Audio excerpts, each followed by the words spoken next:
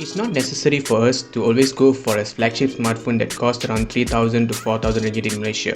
In this video, I'm going to show you some of the best budget smartphones below 1000 ringgit in 2022. For those who haven't subscribed to this channel, make sure you subscribe and hit the notification bell. I'm uploading quite frequently and you can find a lot of useful videos in my channel. Okay, now let's get back to the main topic. One of the first smartphone in my list will be Infinix Note 12 G96. Infinix has been around in Malaysia for a couple of years and they have been producing a lot of smartphones. The Infinix Note 12 G96 comes with MediaTek Helio G96 chipset. It's a 12nm processor and it performs quite well for gaming and also for other purpose.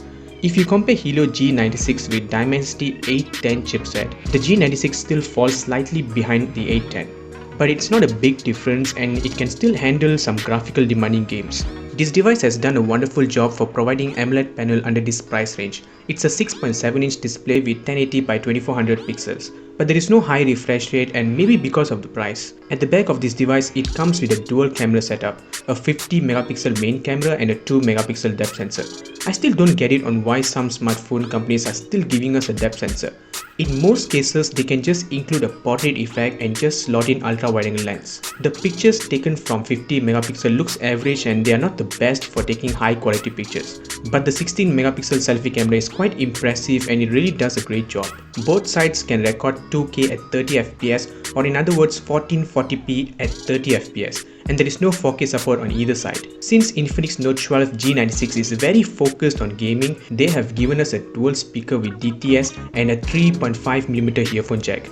If you're a gamer, you're definitely gonna love this phone and you should thank Infinix for that inclusion. The battery capacity is 5000 mAh, which is quite a lot for gaming, and it comes with a 33-watt fast charger that can charge 100% in 1 hour because the battery is quite big. It also comes with a side-mounted fingerprint scanner which is quite fast and there is no issues with it. The Infinix Note 12 G96 is priced at 849 ringgit for 8GB of RAM with 256GB of storage. And another variant is priced at 749 ringgit for 8GB of RAM with 128GB of storage. Before I move on to the next smartphone, there will be an additional ROM which is about 5GB to improve the smartphone processing speed. Moving on to the next device, we have Xiaomi Redmi Note 11s. It comes with the same chipset which is the MediaTek Helio G96 processor and the same AMOLED panel in 6.43-inch display, but it has 90Hz refresh rate. But the most impressive part will be 108 megapixel main camera and 8 megapixel ultra wide angle lens. There are also 2 megapixel macro camera and 2 megapixel depth sensor, but you can just ignore them.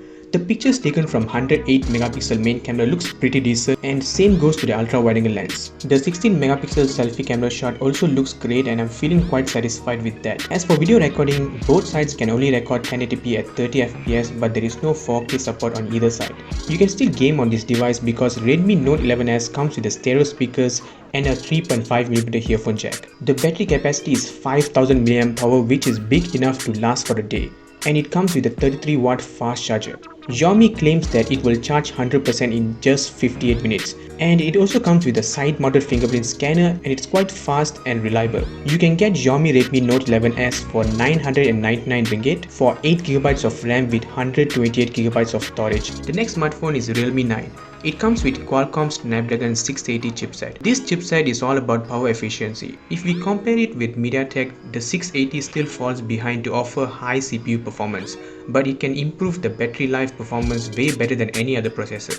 Realme 9 comes with Super AMOLED panel with 90Hz refresh rate and it's a 6.59-inch display with 1080 by 2400 pixels. It comes with 3 cameras at the back, which is the 108 megapixel main camera, 8 megapixel ultra wide angle lens and 2 megapixel macro lens. 108 megapixel shot looks very decent and I think for this price point you can accept that. As for video recording, both sides can only record 1080p at 30 fps with HDR feature, but there is no 4K support on either side. Realme doesn't come with stereo speakers for this device, which is not fair in my opinion, but you will get 3.5mm earphone jack. The battery capacity is 5000 mAh, which is same like Infinix Note 12 G96, and Redmi Note 11s, and it comes with 33-watt fast charger that can charge 100% in 75 minutes. It also comes with a side-mounted fingerprint scanner which is quite fast and reliable. You can get Realme 9 for 999 ringgit for 8GB of RAM with 128GB of storage. So these are the list of best budget smartphones below 1000 ringgit that you can get in Malaysia in 2022. There are more smartphones will be released later this year, and I will review all of them and make sure you choose the right one based on your preference. If you find this video useful, make sure you leave a thumbs up and leave a comment for any questions. Thank you for watching and see you in my next video.